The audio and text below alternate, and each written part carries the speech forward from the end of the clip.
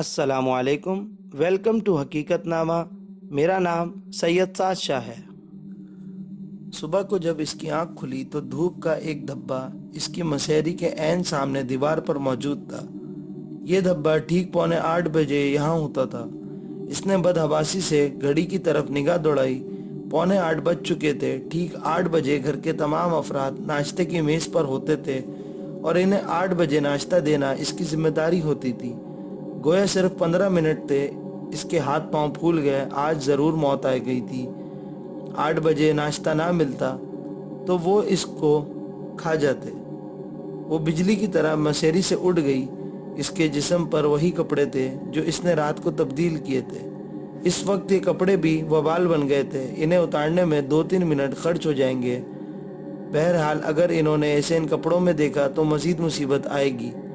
میرے اللہ میری مشکل آسان کر، اس نے روحان سے انداز میں کہا اور کپڑے بدلنے لگی۔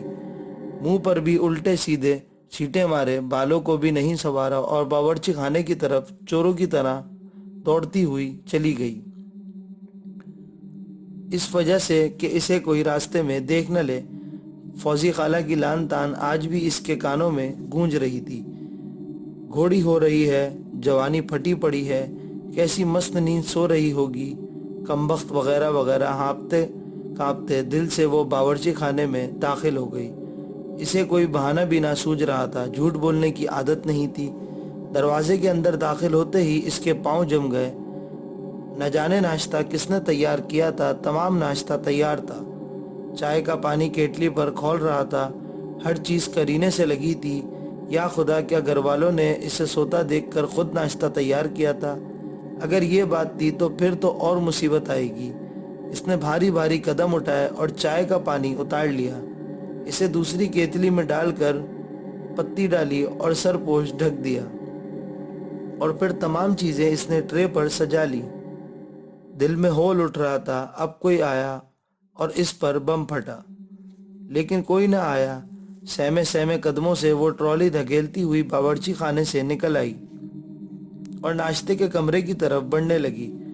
اس کا انداز ایسا ہی تھا جیسے مجرم پھانسی کے تختے کی طرف بڑھتا ہے۔ ناشتے کے کمرے میں حسب معمول سب موجود تھے۔ وہ نظریں جھکائے میز کے قریب پہنچی۔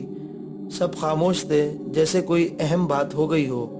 اس نے ناشتہ میز پر لگایا، اس کے ہاتھ کانپ رہے تھے۔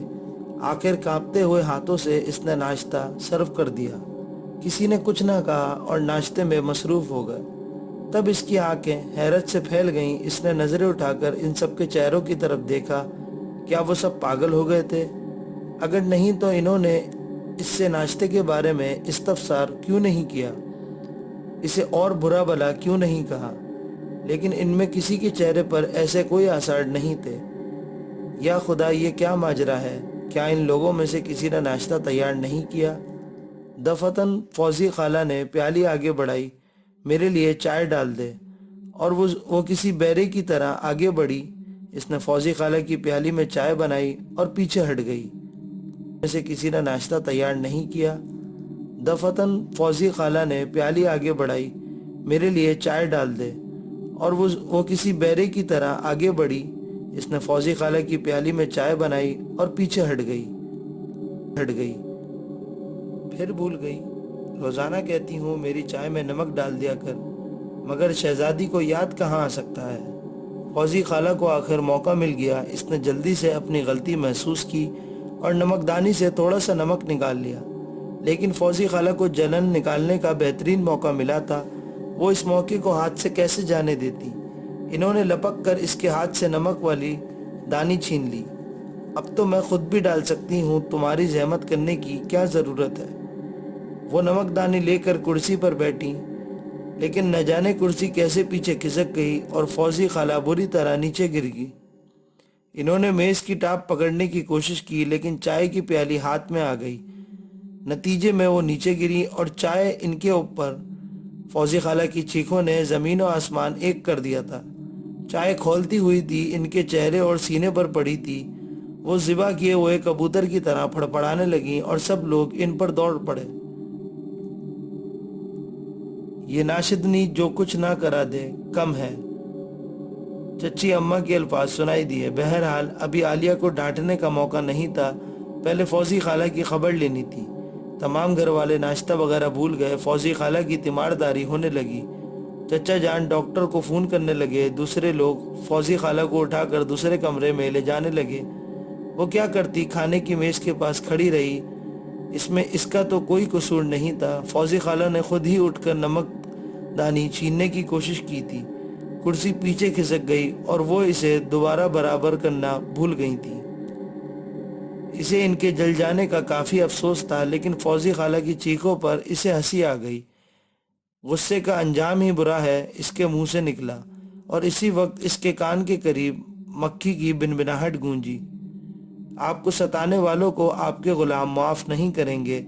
जो भी आपके साथ बुरा सलूक करेगा, हम इसका बुरा हशर कर देंगे। वो फिर खौफ से उछल पड़ी।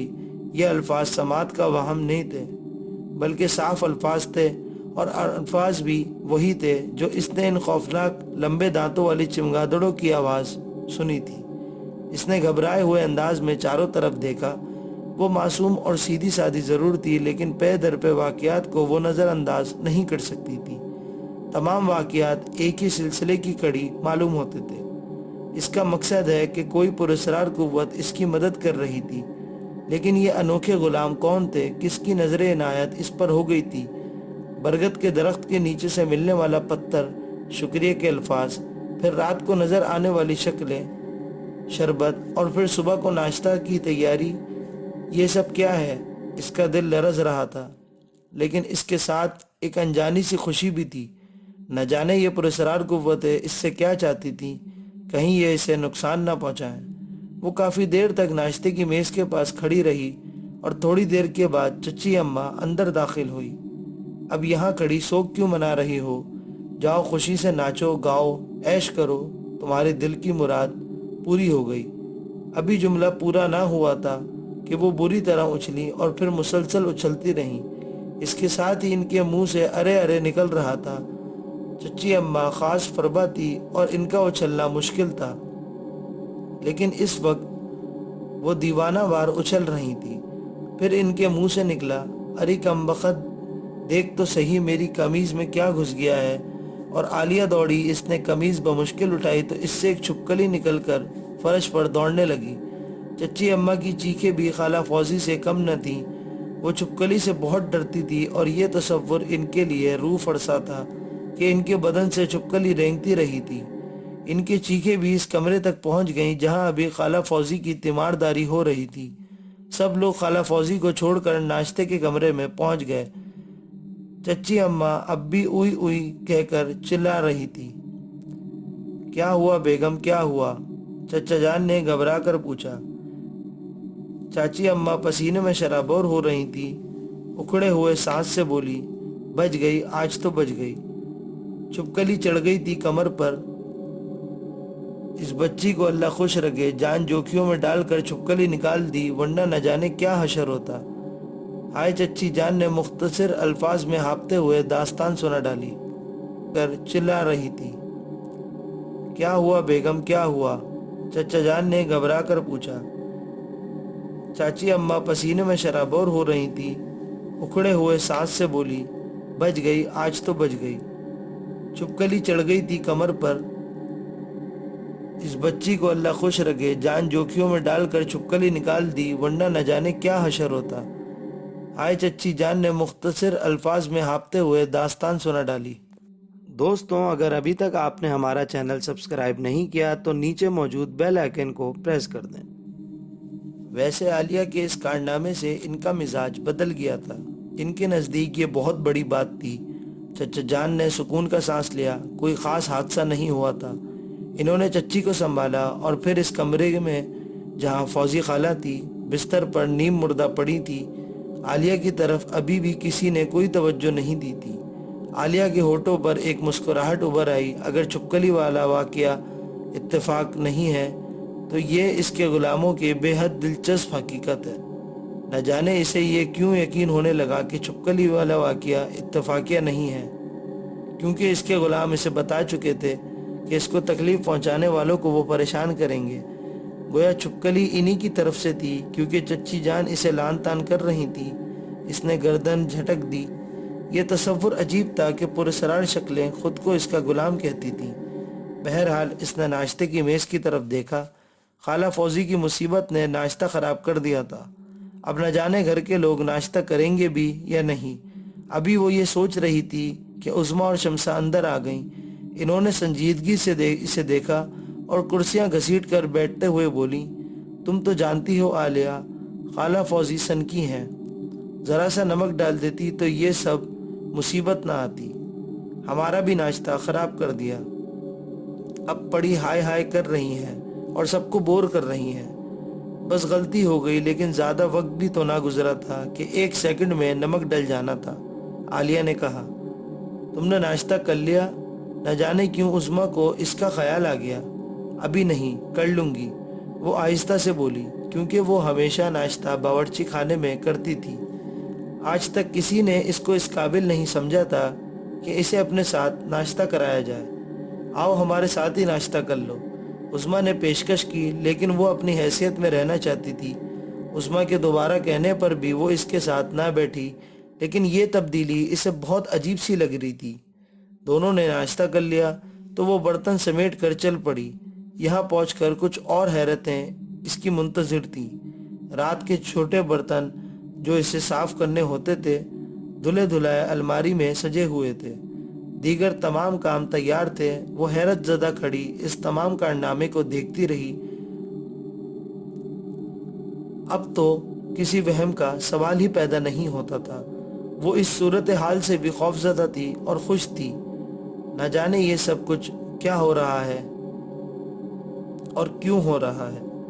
ملازم ابھی پکانے کے لیے چیزیں نہیں لایا تھا، اسے اور بھی کوئی کام نہیں تھا، اس لیے وہ ناشتے کے برتن صاف کرنے لگی۔ لیکن اچانک اسے محسوس ہوا جیسے کوئی غیر مرئی قوت نے اس کے ہاتھ پکڑ لیے ہوں۔ اس کے ساتھ ہی ایک منمناتی ہوئی آواز گونجی، یہ سب کام اب آپ کے کرنے کے نہیں ہیں، یہ ملازم کب کام آئیں گے، برائے کرم ہمیں شرمندہ نہ کریں۔ وہ پھر خوف زدہ ہو گئی۔ غیر مرئی شکنجے سے اس کے ہاتھ آزاد ہو گئے۔